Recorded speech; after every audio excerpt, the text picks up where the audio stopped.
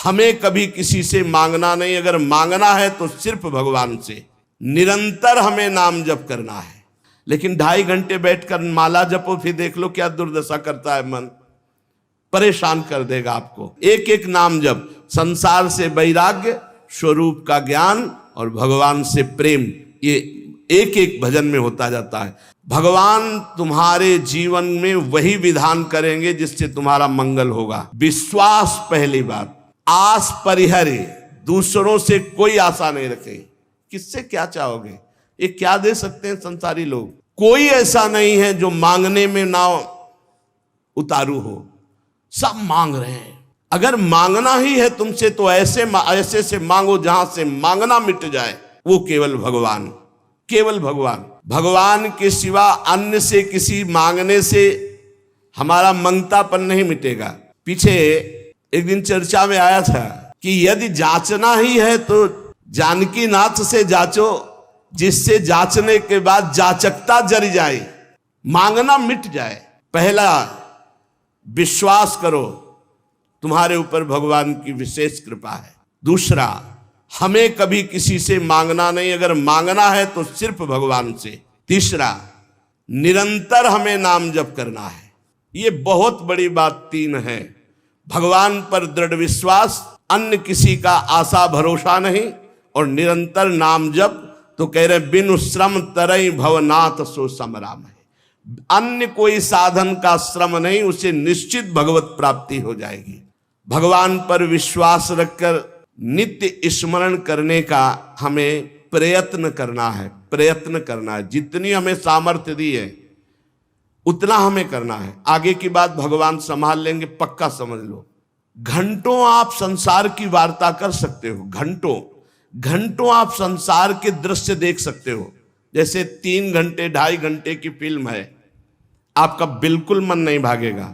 लेकिन 2.5 घंटे बैठकर माला जपो, फिर देख लो क्या दुर्दशा करता है मन, परेशान कर देगा आपको। बस यही, क्योंकि जब 3 घंटे फिल्म देखता है तो सब कुछ कवर कर रहा है प्रपंच, अनजाने में सीसीटीवी की तरह। और जब नाम जप करते हो 3 घंटे, तो वो अंदर से मन को खाली कर रहा है, मन को निर्मल कर रहा है। ये बात पकड़ लो तो हिम्मत पूर्वक डटे रहोगे, और नाम जब छोड़ोगे नहीं तो तुम्हारा मन निर्मल हो गया। और जहां मन निर्मल हुआ, निर्मल जन मन सो मोहि पावा, वो भगवान को प्राप्त कर लेता है। ये विश्वास रखो, भगवान हर समय तुम्हें देख रहे हैं। भगवान सर्व सामर्थ्यशाली है, और भगवान ने तुम्हें निमंत्रण दिया है अपने साक्षात्कार का।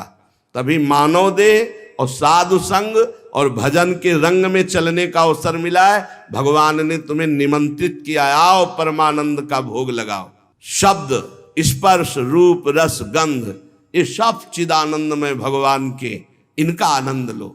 जब भगवान ने निमंत्रण कर ही दिया है तुम्हें और पंगत में बैठाल दिया, ये पंगत में बैठे हो, परमानंद की भोग वृत्ति, परमानंद का भोग लगकर तुम्हें प्रसाद मिलेगा। भगवत शब्द, भगवत स्पर्श, भगवत रूप, भगवत लीला, भगवत धाम का ये जो आनंद है, ये परमानंद परोसा जाएगा। आप पंगत में बैठ गए। कोई धर्मात्मा पुरुष जब तुम्हें पंगत में बैठालता है, पत्तल दोना डाल देता है, तो इसके बाद तुम्हें उबने की जरूरत नहीं, सामान भी आएगा। वो ऐसा कंजूस नहीं कि पत्तल दोना डाल के उठा दे और भगा दे। तो भगवान ने तुम्हें बुलाया, वृंदावन आए, सत्संग सुनाया, अपने मार्ग में चलने का उत्साह दिया, तो भगवदानंद की प्राप्ति भी उन्हीं की कृपा से होगी। तुम चिंता मत करो। एक और तुम्हें बात बता दें खास, यदि भगवान के आश्रित हो गए हो, अंदर से दृढ़ भरोसा भगवान का, और निरंतर भजन भी नहीं होता, तो आपको निरंतर भजन का ही फल मिलेगा। जैसे कोई आदमी लेबर को लिवा लावे, अब भाई शाम तक के कितने लोग हैं? बोले 500 रुपये। अब बैठ जाओ, यहाँ बैठ जाओ, हम आपको काम बताएंगे। और शाम तक उसने कोई काम नहीं करवाया, तो बोले उसको 500 रुपया देना पड़ेगा कि नहीं देना पड़ेगा? पक्का देना पड़ेगा ना। तो भगवान को भगवत प्राप्ति करानी पड़ेगी। बुलाया है हमको, श्री राधिका कृपा बिनु सबके मनन अगम में। श्री जी ने वृंदावन बुलाया है, जिनको वृंदा विपिन है कृपा तिन्हि की हुए, तभी तो यहां आ पाओगे। सत्संग सुनाया, क्यों सुनाया सत्संग? हम फंसे थे संसार में, फंसे रहने देते, क्यों सुनाया? संसार का राग हटवाया सत्संग के द्वारा, क्योंकि वो मिलना चाहते हैं आपसे। इतना जब कर दिया तो अब आप अंदर से भगवान की शरणागति स्वीकार करो, अंदर से भगवान का आश्रय स्वीकार करो। भजन की कमी भी होगी तो भी भगवत प्राप्ति हो जाएगी। जैसे वो 8 घंटा काम करने वाले को 500 मिलते हैं, पर वो काम नहीं करवाया, 8 घंटा बैठाले रहा, तो बैठाले रहने के 500 रुपया उसको देने पड़ेंगे, कानूनी देने पड़ेंगे। ऐसे ही भगवान को भगवत प्राप्ति करानी पड़ेगी। काहू के बल भजन को, काहू के आचार और व्यास भरोसे कुंवर के सुवत पाँव। आपने बुलाया है हमको, अगर आप ना घसीटते तो हम जैसे थे संसार में, देखो संसार में अपने आप में सब रमे हैं, वैसे ही हम भी रमे थे।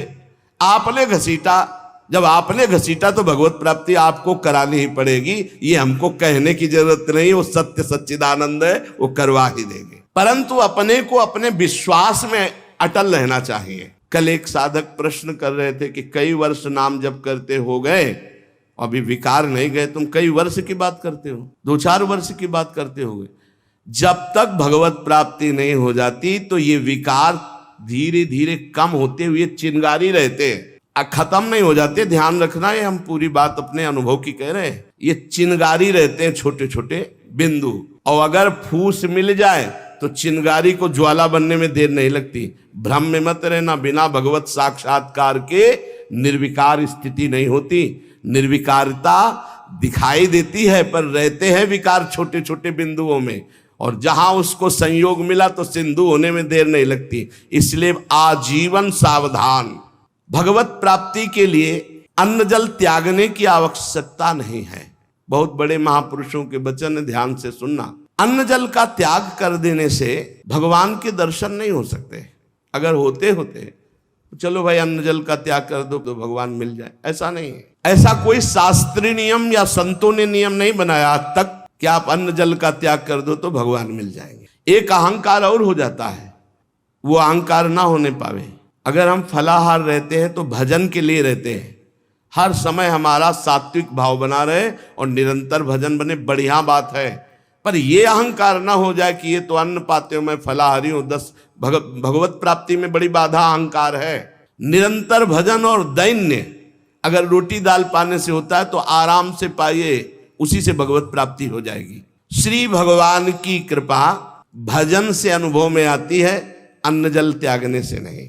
भगवान के दर्शन भजन से होते हैं। जितना भजन करोगे भगवद आश्रित होकर, उतने नजदीक आप पहुंचते जाओगे भगवान के। एकादश स्कंद में नौ योगेश्वर जन कहते हैं, जैसे भूखे आदमी को एक एक कवल भोजन तो तुष्टि पुष्टि क्षुधा निवृत्ति होती जाती है, ऐसे ही एक एक भजन, एक एक नाम जप संसार से वैराग्य, स्वरूप का ज्ञान और भगवान से प्रेम, ये एक एक भजन में होता जाता है। तो अब जैसे कई दिनों का भूखा है, 1-2-4 कवल पवा के रोक दो तो कुछ अनुभव नहीं होगा और भूख व्याकुल। ऐसे ही 2-4 माला कर लिए आप, काम वो भी हो रहा है 2-4 माला से ही, लेकिन आपको अनुभव नहीं होगा। अनुभव होगा जैसे वो आधा पेट भोजन कर ले और फिर स्वाद उसे खीर का सब्जी का अलग अलग आएगा, इतना भूखा कि पहले आधा पेट हो जाए। ऐसे ही हमको कम से कम 12 घंटा भजन में व्यतीत हो, तब हमारी समझ में आएगा कि नाम का स्वाद क्या है।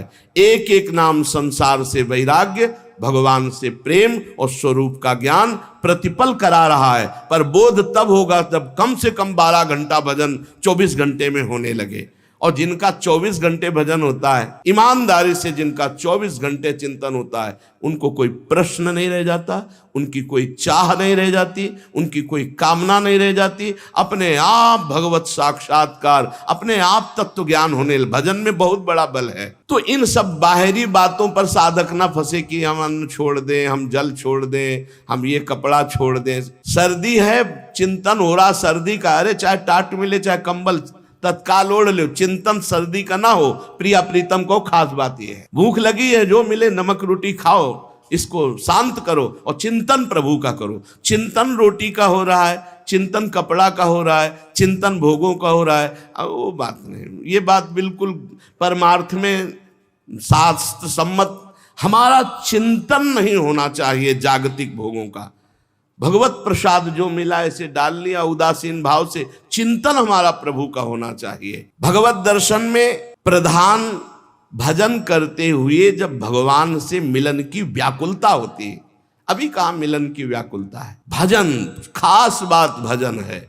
जितना देर भजन करोगे उतने आप उज्जवल और पवित्र होते चले जाओगे। आपको पता नहीं होता कि आप कितनी ऊंचाई पर चढ़ रहे हैं। जब कोई अपराध बनता है और वो खो जाती है वृत्ति, तब लगता है कितनी ऊंचाई की वो वृत्ति थी, मेरे से गलती हो गई तो देखो वृत्ति खो गई। सहज धारा भगवत चिंतन की, सहज धारा, कोई विक्षेप नहीं, कोई चाह नहीं। और जहां अपराध बन गया तो बाधित हो जाती है। कई तरह का अपराध होता है। मैं बहुत भजनानंदी हूं और इनमें तो भजन नहीं, रुक जाएगा आपका भजन। किसी से अपने को मिलाना, उसको अपने से नीचा देखना, मारे गए, आपका भजन रुक जाएगा।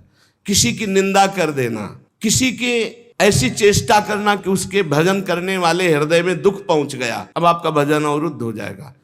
ना कोई चेष्टा, ना कोई निंदा और ना कोई मिलान किसी से करना है। हर समय देखना है हमारे ऊपर भगवान की विशुद्ध कृपा है, सब संतों की कृपा है, चराचर जगत की हमारे ऊपर कृपा है, सब श्रेष्ठ है, हम सबसे लघु। अब भजन आपका निरंतर चलेगा। अनन्य भजन में ना तन की शुद्धि रह जाए और ना मन की शुद्धि रह जाए। मन भी बेशुद्ध हो जाता है।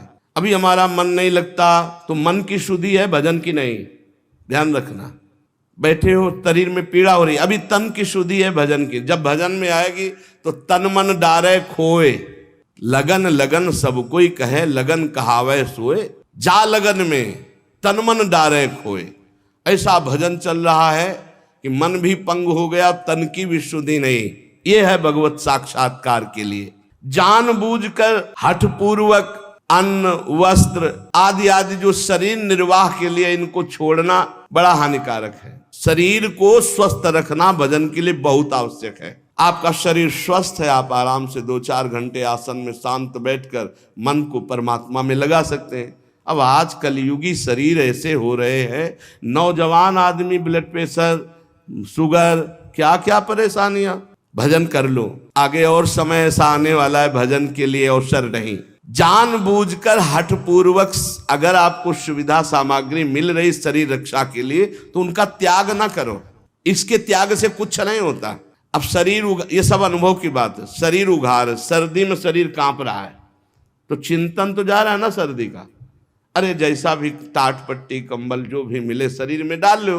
अब चिंतन प्रिया प्रीतम को रहे, ये खास बात है।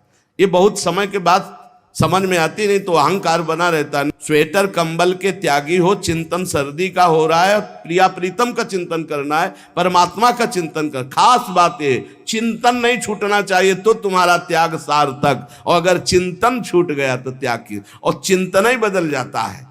प्रभु का चिंतन न रहकर शरीर का चिंतन होने लगता है। इसीलिए प्रेमी जनों को आप देखिए, वो वैराग्य प्रधान नहीं अनुराग प्रधान होते, इसीलिए उनको पहचानना बड़ा कठिन। अखंड चिंतन निरंतर चले और जैसी स्थिति में शरीर को प्रभु रख रहे वैसी स्थिति, शरीर से राग खत्म। आप निरंतर भजन करें, भगवान के दर्शन की भी मांग ना करें तो भी भगवान को दर्शन देना ही होगा, अपने आप देना होगा।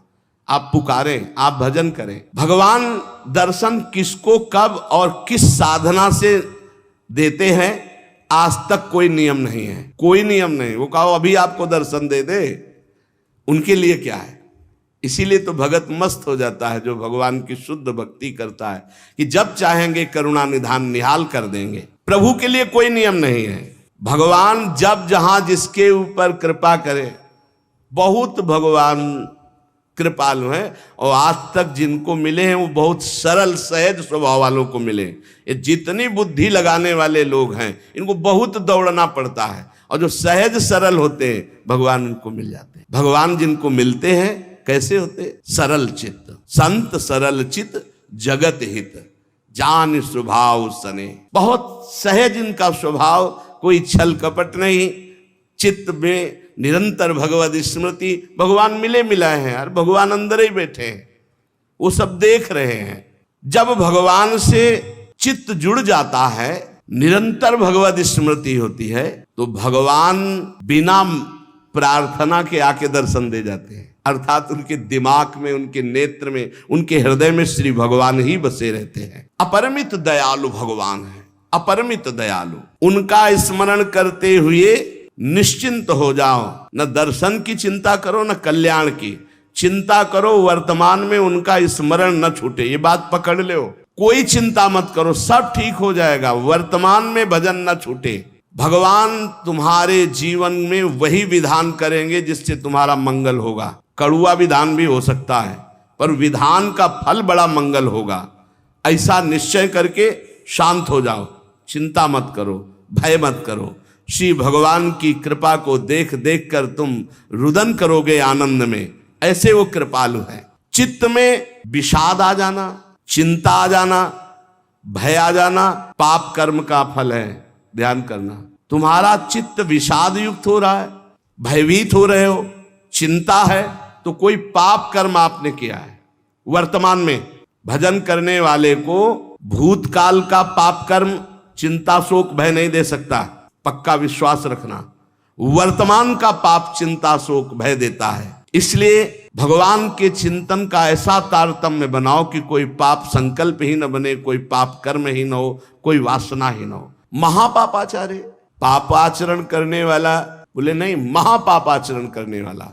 और निर्वधि, कोई सीमा नहीं है कि कितना पाप कर, पाप में ही रहता है। असीम पाप करने वाला, निर्वधि असीम पाप करने वाला।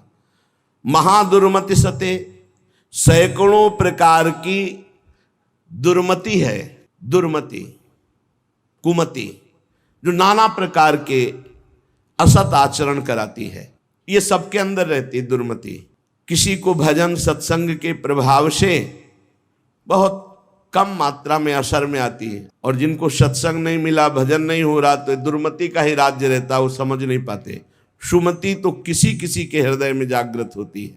महापापाचारी है और सैकड़ों प्रकार की दुर्मति के द्वारा असत कार्य करने वाला है। और महाकाम क्रोधाद्यति परवसे दंभ वपुसी, गजब कर दिया। कामी नहीं, महाकामी है, क्रोधी है, इंद्रियों के परवश है, और दंभ धारण करता है भक्ति का, नाटक करता है भक्ति का। ना सत्संग, सत्संग से भी मतलब नहीं रखता, सत्संग में भी नहीं जाता। महाधर्म विमुखे, धर्म से भी विमुख हो गया है। पर कहीं उसको ये बात समझ में आ जाए कि अब मेरा कल्याण तो सिर्फ भगवान के धाम में ही आश्रय लेने से होगा, और वृंदावन धाम का आश्रय आवास स्वीकार कर ले और अनन्य हो जाए वृंदावन का, तो ऐसे का भी परम पद पर आरूढ़ होना निश्चित है, निश्चित। ये बड़ी गजब की बात है। साधनहीन, पापाचारी, सैकड़ों प्रकार की दुर्मति वाला, महाकामी, क्रोधी, दंभी, पाखंडी है, सब दोष हैं। पर उसने एक नियम ले लिया कि अब आजीवन वृंदावन वास करेंगे, अब हमसे कुछ होने वाला नहीं। तो निश्चित उसको सत्संग मिलेगा, निश्चित रजरानी की कृपा से उसका परिवर्तन होगा, और यहां शरीर छूटा तो परम पद को प्राप्त होगा। ये धाम की महिमा है, ये अमोघ है। धाम का प्रभाव अमोघ है, विश्वास कर लो। ये कलिकाल है, साधन बल से भगवत प्राप्ति होना बहुत कठिन है। श्री चरणों का आश्रय, धाम आदि का वास आश्रय, यही हमें भागवतिक माहौल में रखकर भजन प्रभाव से श्री जी से प्रीति करा देगा। ऐसे जगत में यदि हम प्रियालाल से विमुख है, धाम आदि का आश्रय नहीं लिए, तो देख लो ऐसी माया फैली हुई है, पूछो मत। श्री विग्रह भगवान के अर्चावतार के सामने सर झुकाना, संतों के सामने सर झुकाना, गुरु के सामने सर झुकाना, माता पिता के सामने सर झुकाना, ये तो हमारे सनातन धर्म की बहुत प्राथमिक स्थिति है, नहीं रह गई। कुछ जो सत्संगी हैं, श्री विग्रह को देखा तो प्रणाम, संतों को देखा तो चलते फिरते भगवान के मंदिर है, प्रणाम। माता पिता प्रातः काल उठ के रघुनाथा, मात पिता गुरु नामय माथा। साधारण सनातन धर्म की रीति नहीं रह गई। फिर भक्ति रीति, फिर नियम निष्ठा, फिर अध्यात्म की ऊंचाई, तो बहुत दुर्लभ बात है। कैसा भी व्यक्ति क्यों न हो, अगर भगवत प्राप्ति करना चाहता है तो ना धामवास हो पावे तो एक दो दिन के लिए, महीना दो महीना में जरूर आ जाओ। इससे आपकी आध्यात्मिक पावर शक्ति बढ़ेगी, आपका उत्साह बढ़ेगा, आपको भगवत प्राप्ति की लालसा मिलेगी। श्रीपाद कह रहे, हाँ हाँ, ऐसे का कैसे कल्याण हो सकता है। अत्यंतोद्धत धावत इंद्रिय गणों, बड़ी उद्धत होकर प्रचंड बलवान इंद्रियां और मन ये भोगों में भाग रहे हैं। सब कोई देख लो, बहुत धोखेबाज हैं, दोस्ती का वादा करके दुश्मनी का काम करते हैं। पहले हमें सिखाते हैं कि देखो इसमें बड़ा सुख है, अगर ये वस्तु, ये व्यक्ति, ये स्थान, इसका संयोग प्राप्त कर लो, इसे भोग लो, तुम सुखी हो जाओगे। जीवात्मा इनकी सलाह में आ गया है, इसीलिए बंधन को प्राप्त हो गया। नहीं तो निर्मल है, इसमें कोई विकार नहीं है, चैतन्य घर है, ये तेजो स्वरूप, इसको कोई बांध नहीं सकता, पर सुख के लोभ से बंध गया। हमारा बंधन क्या है? सुख लेने की लालसा, सुख भोगने की चाह से इन उद्धत बलवान इंद्रिय और मन ने हमको अपना गुलाम बना लिया। चाहे जितने विद्वान हो, चाहे जितने पढ़े लिखे हो, चाहे जितना सत्संग सुनो, चाहे जितना प्रवचन कर ले, अगर भजन नहीं है, खास बात समझ लेना, तो ये इंद्रियां मन बहुत प्यार से फंसाते हैं। हमें उस समय विवेक से काम लेना चाहिए कि ये भोग तो सारा जगत भोगता है, ऐ मन, ऐ इंद्री, अब नहीं, अब तो हम प्रभु के चरणों की प्राप्ति के लिए चल पड़े, अब असत क्रिया नहीं। पर उस समय विवेक काम नहीं करता, बुद्धि ये सलाह देने लगती, चलो कुछ 5 ही मिनट की तो बात है, फिर भजन कर लेना, यमुना स्नान कर लेना, अमुक पाठ कर लेंगे, पाप नष्ट हो। ऐसे साधकों को भ्रष्ट करते हैं। संसारियों को तो जो गिरे हुए हैं उनको क्या गिरना, लेकिन जो अच्छे हैं, चलना चाहते हैं, उनको भी अत्यंतोद्धत धावत इंद्रिय गणों या सर्वदा असत पथे। ये इंद्रियां, ये मन ऐसा मिठास पैदा करते हैं कि जीवात्मा स्वीकृति दे देता है, चलो। अब वो बेचारा इंद्रिय और मन के उसमें फंसा हुआ दुर्गति को प्राप्त होता है। नरक आदि भोगना, जेल भोगना, ना कुछ तो अंदर जलन पैदा हो गई, अशांति, चिंता, शोक, भय। पक्का समझ लेना, जब तक ये इंद्रियां और मन सुख का प्रलोभन देकर तुमसे दस्तखत कराते रहेंगे, स्वीकृति करते रहोगे, तब तक ये बंधन मिटने वाला नहीं। श्रीपाद कह रहे हा हा सोह मन अल्प मोहा, अर्थात बहुत बड़ा मोह हमारे अंदर है, छोटा नहीं है। क्या? हम इंद्रिय और मन की सलाह में आ जाते हैं। हम सब बड़ी सलाह बुद्धि देती है फंसने की, निकलने की सलाह नहीं देती। बहुत बार हो चुका, आपकी बार नहीं, अब नहीं, ऐसा नहीं, बार बार। इसे तृष्णा कहते हैं। भोगे हुए भोग को पुनः भोगने की इच्छा का नाम तृष्णा है। ये तृष्णा पापिनी बार बार पाप कराती है। एकस्मिन निमिषेपि ना स्मृत महानंदाब्दि राधा प्रिया, राधा प्रिय राधा वल्लभ लाल का एक पलक झपकने के लिए भी एकाग्र होकर ये स्मरण के लिए राजी नहीं है।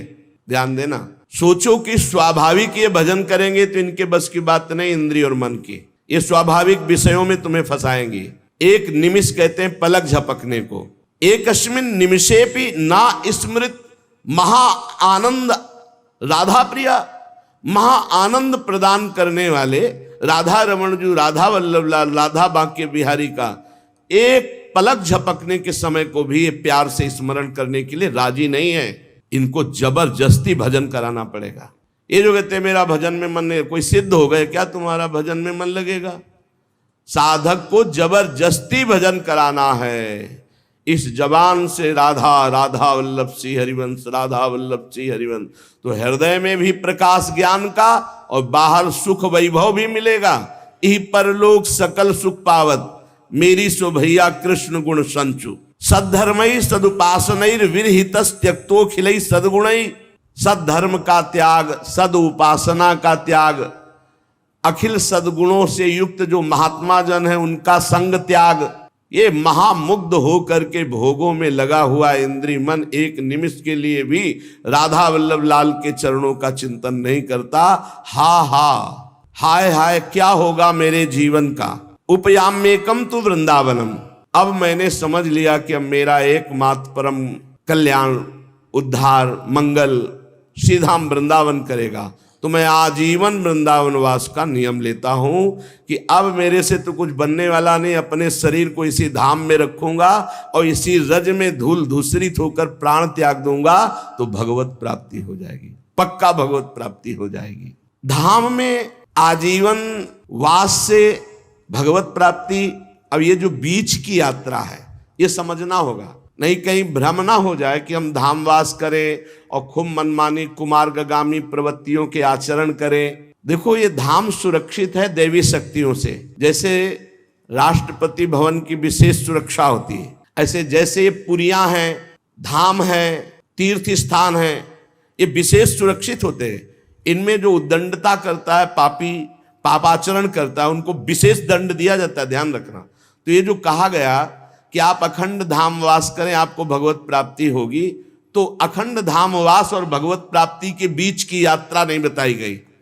वो होगी सत्संग से, वो होगी रसिकों के संग से। ऐसा नहीं है कि आप धामवास करो, खुला पापाचरण करो, आपको भगवत प्राप्ति हो जाएगी, ऐसा नहीं, ऐसा नहीं। ये भ्रम में मत रहना। ये जो कहा जाता है तो धामवासी को सत्संग मिलता है और सत्संग से वो अपना सुधार करके निरंतर भजन परायण होकर भगवत प्राप्ति करता है। उपासक निरंतर भजन के लिए दृढ़ नियम लेना पड़ेगा। इसके लिए ये नहीं कि घर त्याग करके कहीं भाग कर जाने की जरूरत है। आश्रय धाम का लिए हैं और आप बहुत दूर वास कर रहे हैं और निरंतर भजन का नियम ले लिए कि हम अभ्यास कर रहे हैं। अंतर पड़ सकता है अभ्यासी को, वो कोई सिद्ध पुरुष नहीं है, पर नाम जप का पक्का वहीं धाम प्रकाशित हो जाएगा, वहीं प्रिया प्रीतम प्रकाशित हो जाएंगे। विश्वास करी सब आस परिहरी, दास तब जे होई रहे, जप नाम तव बिनु श्रम तरही भव, नाथ सो समराम है। बहुत जोर की बात गोस्वामी जी कह रहे हैं।